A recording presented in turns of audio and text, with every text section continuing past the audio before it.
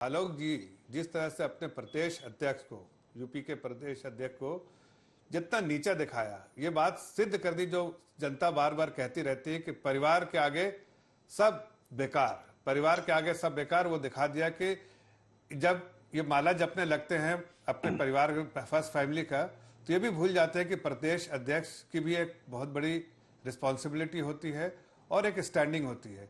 वो सारी चीज भूल के उनको बेइज्जत किया, भी आपके चैनल में पूरे देश के सामने उनको बेइज्जत किया और उन्होंने कहा कि वो किसी लायक नहीं थे। अगर वो प्रियंका जी आती तो 4 लाख से जीतती, मतलब वो इस लायक नहीं थे कि 5 लाख और वोट लेके आए। तो इस तरह से बेतों का पूरे प्रदेश में किस तरह से वो लड़ाते इलेक्शन भाई, जब अपने घर के अंदर, अपने जो बैकयार्ड में आप कह रहे हैं कि वो इस लायक नहीं थे, तो पूरे प्रदेश में कहां से आप लड़ लिए? जाहिर है कि आपको कोई सपोर्ट किया और वो सपोर्ट जो आपको समाजवादी पार्टी का सपोर्ट मिला, वरना तो आप हर जगह 0/0 होते। और आप देख लिया पिछले बार क्या हुआ था, आप अमेठी भी हारे थे। क्यों हारे थे? देश और दुनिया जानती है। हकीकत यह है कि आज हम सरकार में हैं और सरकार में हमने, ठीक है कुछ हो सकता है कि सीटें हम हारे हैं, जरूर हारे हैं, उसकी भी समीक्षा करेंगे, उसकी भी समीक्षा करूंगा। हर वो सीट जो हम हारे उसकी समीक्षा करेंगे। हम उस तरह के पार्टी नहीं है जो हार को भी जो है उसको नजरअंदाज किया जाए। हम अगर कोई सीटें हम हारे हैं, एक सीट में कम हुए हैं, वहां पर वोट कम हुआ है, मुझे पोलिंग कम हुई है हमारे पार्टी के लिए, तो उसकी समीक्षा करेंगे और कोर्स करेक्शन करेंगे ताकि अगले इलेक्शन में उससे भी बम्पर रिजल्ट लेकर आए। और हमने बार बार दिखाया है कि अगर हमें जहां भी थोड़ा सा भी नुकसान होता है, हम अच्छा प्रदर्शन, दूसरी बार अच्छा प्रदर्शन करते हैं, इसलिए कि हम जनता के जनार्दन है, जनता की बातें को समझते हैं और उसके बाद उसका समाधान निकाल के जनता के बीच जाते हैं और जनता ही से आशीर्वाद लेके फिर से इलेक्शन में जाते हैं और बड़ा चेहरा, बड़ा जो रिजल्ट लेकर आते हैं। वही होगा इस बार भी। अगली बार आप देख लीजिएगा क्या होगा उत्तर प्रदेश में। एक बार आशुतोष जी एक सवाल और है, फिर मैं आलोक जी के पास जाऊंगी। आशुतोष जी, आप अखिलेश यादव का मार्जिन जानते हैं कन्नौज से? जी कितना? नहीं, देखिए अंजना जी, पहली बात समझिए, मार्जिन से 1,60,70,000 अगर मुझे सही याद है तो मैं समझ रहा हूं। देखिए आप भी है, आप मेरी बात सुनिए, मेरी बात सुनिए। प्रश्न कुछ और है। देखिए इसी कन्नौज से पहले डिंपल जी हारी भी थी। क्या बार बार एक सीट से चुनाव लड़ना और 1.5 लाख के मार्जिन से तीसरी बार वहां पर जीतना, और इसकी वजह से कह देना कि प्रियंका लड़ती तो इतने से हरा देती, ये क्या दिखा रहा है? मैं उस मूल सवाल पे जा रही हूँ। मैं बिल्कुल मूल सवाल का जवाब देती हूँ। देखिए, समाजवादी पार्टी की परफॉर्मेंस अच्छी है, इसको कोई इनकार नहीं कर सकता। नहीं, मैं अंजना जी, मैं किसी पार्टी को डिफेंड नहीं कर रहा हूँ, मैं कांग्रेस पार्टी को डिफेंड नहीं कर रहा हूँ। वो राहुल गांधी लड़ते या प्रियंका गांधी लड़ते, ये तो हाइपोथेटिकल क्वेश्चन है, इनका कोई जवाब नहीं दे सकते। मैं कह रहा हूँ एक व्यक्ति जो प्रधानमंत्री है, जो सिटिंग पीएम है और जिसको ये बताया गया 10 साल में इनविंसिबल है, उसको तोड़ा नहीं जा सकता। वहां की 5 विधानसभाएं आपकी जीती हुई हैं और जिसका बड़ा सा ढपोर शंख पिछले 10 साल में हर जगह पे बनाया गया, अगर वो 3.5 लाख से घट के 1.5 लाख पे आता है तो जनता ने और मतदाताओं ने अपना हिसाब दे दिया। और मैंने बताया कि ये जो झूठा प्रोपेगेंडा बनाया गया है कि इनकी वजह से आसपास जो असर होता है वो भी उनको समझ में आ गया है। आप उस पार्टी की बात कर रही हैं जो देश की सबसे बड़ी पार्टी, जो विश्व की सबसे बड़ी पार्टी, और दहाई भी नहीं 20 बूथों में कर पाती है। मैं आपको तो ग्राउंड की रिपोर्ट कर रहा हूं ना। अखिलेश यादव प्रधानमंत्री पद के लिए नहीं थे। अखिलेश यादव के लिए जो कन्नौज सीट थी वो पहले से मुश्किल हो चुकी थी। अगर आप उसको देखें, उसका परिसीमन बदला है, लेकिन उसके बावजूद वो 1.5 लाख सीट से हारे हैं। और वो अकेले व्यक्ति हैं जिन्होंने पूरे उत्तर प्रदेश में 100 के करीब जनसभाएं की हैं, पूरा संगठन संभाला है। आप उसको और आप प्रधानमंत्री पद पे सिटिंग पीएम से कैसे कंपेयर करती हैं? मैं कह रहा हूं कि देश की जनता ने अगर 20 मिनिस्टर्स, सिटिंग मिनिस्टर्स को हटाया है, किसी पार्टी के 96 एमपीज को हरा दिया है, उसके बाद भी आप खुश हैं कि हम जीत गए? ठीक है, मलूक साहब इसका जवाब दीजिए। और देखिए, यूपी बीजेपी के लिए बहुत बड़ी चिंता का विषय है। औसतन हर सीट पर बीजेपी के वोट 2019 के मुकाबले 67,000 घट गए हैं औसतन, ऑन एन एवरेज। और आप समाजवादी पार्टी, अन्य पार्टियों की परफॉर्मेंस देखिए, वो तो सीधा 1 से 6 पे पहुंचे हैं। देखिए अंजना जी, वर्मा जी ने एक बात बहुत अच्छी कही है, हाँ, कि एक एज्यूमिंग बेस पे राहुल गांधी जी कह रहे हैं, तो इनके साथी हैं एज्यूमिंग बेस पे अगर वो कुछ के कुछ बोलेंगे तो इनकी भी साख गिरेगी, उनकी भी साख गिरेगी। अपने साथी को समझाएं। जहां तक वर्मा जी की बात है, जो आप कह रहे हैं अभी, ये सच बात है। अगर सपा ना हो तो किसी भी कीमत पे किसी भी सूरत में एक सीट भी अब की बार भी मुश्किल थी, जिसकी 2019 में एक ही सीट आई थी। ये मैंने नहीं कहा है, मैं भी मेरे मुंह में मत डालिए। हाँ, ये जफर साहब कह रहे हैं। हाँ, तो अब पिछली बार मैं भी गठबंधन से लड़ा था, तो समाजवादी और आरएलडी और बीएसपी से, तो हमारी भी, जब मैं बीएसपी में था उस समय, तो 10 की 10 सीटों में सपा का बहुत महत्वपूर्ण भूमिका थी। और कारण है कि 10% से लेकर के 48% तक ज्यादातर सीटों पे समाजवादी का एक सेट वोट है, कि यादव और मुस्लिम और दूसरी नहीं, इस बार आपकी जो पुरानी पार्टी है उससे पूरे दलित वोटर्स गए हैं समाजवादी पार्टी की तरफ। हाँ, वो बिल्कुल भी गए हैं, उनके भी गए हैं, उनके भी गए हैं। वो बीजेपी की तरफ क्यों नहीं गए? नहीं, उनके भी क्यों, क्या ऐसा हुआ? अंजना जी, मैं पूरी बात को चिंता की बात नहीं है। अंजना जी, पूरी बात को खत्म कर रहा हूँ। अंजना जी, पूरी बात को खत्म कर रहा हूँ। तो कांग्रेस को अब इस तरह की कोई भी बात नहीं करनी चाहिए। आजकल एक नई लेकर के चल रहे हैं ये, कि आरएसएस भी खिलाफ थी, बीजेपी में भी गुट थे। अरे भाई, आरएसएस भी खिलाफ हम तो मानते नहीं, पर अगर तुम एज्यूमिंग बेस पे ऐसे सोच रहे हो और बदनाम करने का षड्यंत्र कर रहे हो, और बीजेपी में भी तुम गुट की बात कर रहे हो, है नहीं वैसे, तो फिर ये सोचो 2014 से 19, 2019 से 2024 और 2009 से 2000, ये जो तीसरी अब योजना चली है, 14 से 19 और 19 से 24 और 24 से 29, 195 सीट बैठती हैं। और फिर भी एनडीए में अगर अकेले बीजेपी की भी ली जाए तो 241 हैं। अभी भी पता नहीं कौन सी दुनिया में घूम रहे हो, कौन सा जश्न मन रहे हो। काल्पनिक बात जो आशुतोष जी ने कहा, जो वर्मा जी ने कहा भी, कि 200 की एज्यूमिंग बेस पे कह रहे हैं, क्या करना चाहते हो, क्या कह रहे हो, कितने कंफ्यूजन है, कितनी जो लीडरशिप है कंफ्यूज है।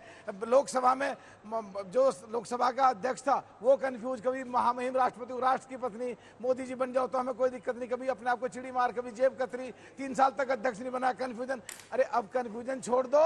अगर तुम अभी हार को भी इसे जीत बना रहे हो, तो कम से कम अब देश को ये दिखाओ कि तुम कंफ्यूज नहीं हो और तुम जिम्मेदार तरीके से जिम्मेदार विपक्ष की भूमिका निभा रहे हो। छोटा सा जवाब फिर आलोक जी के पास है। छोटा सा जवाब। देखिए, विद ड्यू रिस्पेक्ट मलूक नागर जी, राजनीति में एक बात तो हमने भी समझ ली और आपने भी समझी, 2 + 2 4 नहीं होता है। ये अर्थमेटिक बिल्कुल नहीं होता है, क्योंकि अगर ये वक्त होता तो 2019 में समाजवादी पार्टी को 18% वोट मिला था बनारस में, और कांग्रेस को 14% वोट, जोड़ के 32% वोट मिलना चाहिए, लेकिन हमको 41% वोट मिला है बनारस में। ये कैसे हो गया है? देखिए, अगर आप इस बात को समझने की कोशिश करेंगे कि कैसे जुड़ा है, जो सेंटिमेंट्स चेंज हुए हैं, बहुत बड़ी ओबीसी जो जातियां थी उत्तर बनारस में, अब बनारस में बहुत बड़ा, जैसे मुस्लिम 3.5 लाख के आसपास था, वो पूरा इंटैक्ट हुआ। पटेल वहां समाज लगभग 3 लाख के आसपास है, वो इंटैक्ट हुआ। और वो आपके सिटिंग 2 पटेल आपके विधायक थे, रोहनिया में और सेवापुरी दोनों में, लेकिन वहां दोनों जगह आप पीछे रह गए। आप समझिए, सेंटिमेंट चेंज हो रहे थे। ठीक है, आलोक जी, आपने संविधान बदलने जैसी चीज बताई। आलोक जी एक बार बोल ले। देखिए, बीजेपी बार बार ये कह रही है, पीएम ने भी कहा कि यूपी में झूठ फैलाया विपक्ष ने, आरक्षण के खिलाफ एक मुहिम चलाई फेक वीडियोस के जरिए। पीएम ने कहा कि जबकि हर जगह वो भाषण में कहते रहे कि आरक्षण नहीं हटाऊंगा, जब तक मैं जिंदा हूं आरक्षण लागू रहेगा देश में। दूसरा, वो कहते हैं कि मुफ्त के पैसे देने की बात, वो जो 1 लाख रुपए वाला कांग्रेस का रसीद लेकर सब लखनऊ दफ्तर में पहुंचे, झूठ की वजह से आपकी तरफ लोग गए।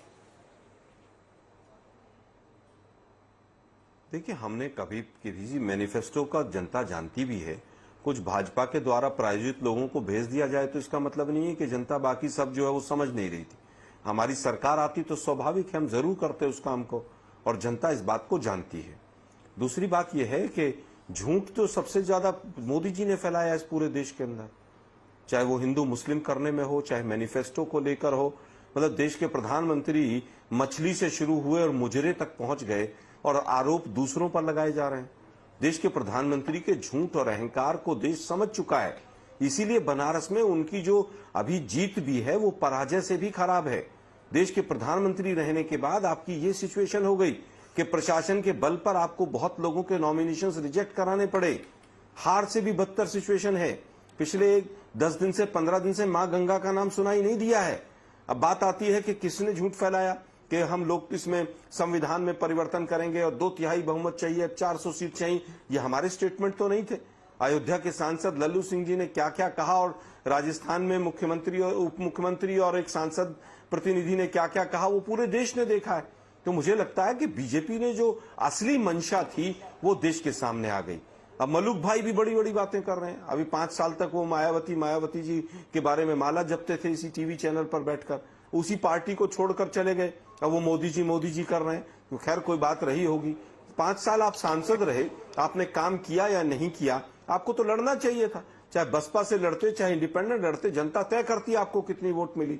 दूसरी चीज, आप एक पूर्व मुख्यमंत्री तब भी बैटिंग करते थे मोदी जी के लिए। ये तो फ्री स्टाइल बैटिंग करते थे आलोक जी, अगर आपको याद हो। नहीं, वो तो बैटिंग करते करते ही तो मायावती जी, अंजना जी, ये बैटिंग करने वाले सब चले गए, इनके सबके बल्ले टूट गए।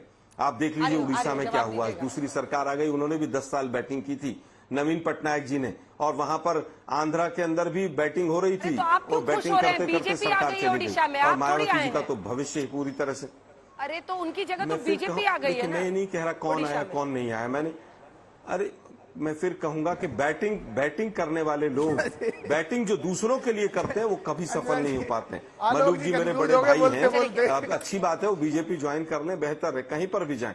नहीं, मैं कंफ्यूज नहीं हुआ हूं, मैं बिल्कुल स्ट्रेट हूं।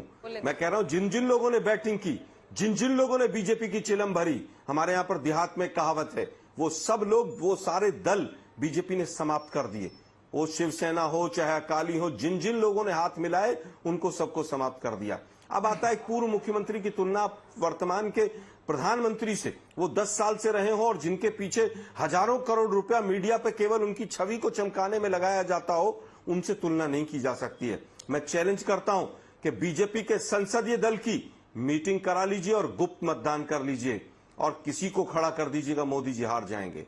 ये तो पूरी तरह से उन्होंने आरएसएस को भी साइड में फेंक दिया है। उन्होंने तो कह दिया आरएसएस की हमें जरूरत नहीं है। और आज जिस तरह से तमाम सांसद अकेले में जाकर बात करते हैं मोदी जी से, बीजेपी के सांसद खुश नहीं। एनडीए की सीधी बैठक बुलाकर कुछ फाइलें होंगी, कुछ और होगा, लालच होगा, डर होगा, आपने सरकार बना ली है। लेकिन मैं फिर कहूंगा कि बिना पीएम के जिस दिन मोदी जी चुनाव लड़ेंगे, बनारस की गलियों में प्रचार नहीं कर पाएंगे। जफर साहब, देखिए, छोटी मुंह बड़ी बात करना की आदत है आलोक जी में, यही इनकी आदत है। इनके मुखिया जो राहुल गांधी जी हैं उनकी भी आदत है, छोटी मुंह बड़ी बात करने लगते हैं। जनता जनार्दन है, उन्होंने सब सबक दिखा दिया कि भाई आप सिमट गए, 3 डिजिट नंबर भी नहीं आया। सपना तो था कि भाई सरकार चलाएंगे और इसी तरह से वादे भी करते गए, लेकिन जनता ने जमीन पर बैठा दिया, इसलिए कि सब कुछ झूठ पर आप जो है झूठ पर का सहारा लेके आप सब कुछ कर रहे थे। हकीकत तो यह है कि प्रधानमंत्री के बारे में जो बात आप कह रहे हैं, कहीं आप अपने उसी को आप, हम तो जानते हैं प्रधानमंत्री जी की हैसियत क्या है और उनको क्या सम्मान हमारे पार्टी में हमारे सुप्रीम लीडर है, लेकिन क्या आप कह सकते हैं कन्विक्शन से अपने पार्टी में क्या राहुल गांधी की क्या हैसियत है, क्या वो स्टैंडिंग है? आपके अपने सारे बड़े नेता, सारे में मतलब सारे बड़े नेता उनके खिलाफ बोलते रहते हैं, कभी पब्लिकली कभी छुपे छुपे, लेकिन कोई ऐसा आदमी बताइए जो नहीं, और जो खुश हो आपके पार्टी के नेता से? नहीं खुश है। और आप भी जानते हैं, आप हंस रहे हैं, ये हंसी इसलिए है कि आपको हकीकत पता चल गई, तो आप अपने हकीकत को छुपाने के लिए हंस रहे हैं। आप भी जानते हैं और आपको अच्छे से इस बात का एहसास है कि आप भी, आपके बारे में नहीं कहूंगा, लेकिन आप भी जब कर एक बात, आप भी नाखुश होंगे, मैं ये नहीं जानता आप खुश हैं। सुनिए ना जफर साहब, ठीक है, वो ट्रिपल डिजिट में नहीं जा पाए, सेंचुरी तक नहीं मार पाए, एक कम पे वो अटक गए।